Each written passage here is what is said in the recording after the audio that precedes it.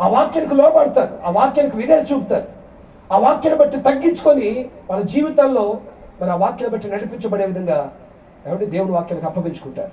వారు ఆత్మ సంబంధం.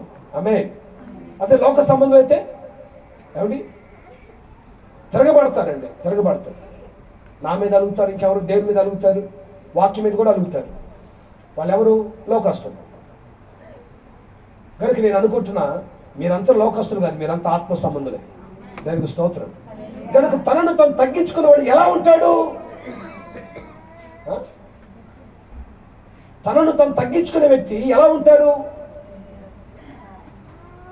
సిలువలో ఆయన తగ్గింపు ఎలా ఉందంట ముఖాన ఉమ్మి వేస్తే కూడా, ముఖాన ఉమ్మి ఊస్తే కూడా ఆయన మౌనంగా ఉన్నాడట. ఆమె చెప్తారా? మీ పక్కన ఉన్న వాళ్ళ ముఖం మీద ఉమ్మి వేయండి ఒకసారి. వేస్తారా? వామ్మో, పాస్టర్ డేంజర్ లాగా ఉన్నట్టున్నారు అనుకోవాలి. కొంచెం ఆయన బయటకు తీసుకెళ్ళి నాకు ఎత్తుకోండి. మీకు గుర్తుండాలి ఈ మాటలు. ఆమె మీ మధ్యలో, మీ మనసులో నిలిచిపోవాలి ఈ మాటలు. యేసు ప్రభు ముఖాన ఉమ్మి వేస్తే ఆయన ఎలా సహించాడు, ఎలా ఓర్చుకున్నాడు, ఎలా మౌనం ఉన్నాడంటే ఆ మౌనమే తగ్గింపు.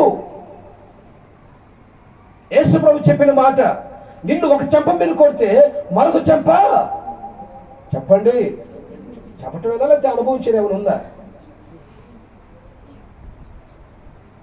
ఆ సహోదరులు చెప్పాలి. మరి ఎప్పుడన్నా తగలకు తెచ్చి ఒకసారి ఏదైనా వాక్యం తగిలింది అనుకో, పాస్టర్ గారు నా గురించి చెప్పండిలే, నాకేం అంత కక్ష మేమేదా, మీరంతా నా పిల్లలు కదా, దేవుడు నాకు ఇచ్చిన ఆత్మీయ బిడ్డలు కదా, మీరు మీ మీద పగ పెట్టుకోవాల్సిన అవసరం నాకేంటి? లేదు ఒకవేళ తగిలిందా, నువ్వు నిజంగా దేవుని బిడ్డవు అయితే సరి చేసుకో, నిన్ను నువ్వు సరి చేసుకో. అంతేగాని అలుగుడు సెక్షన్స్ చిన్నపిల్లల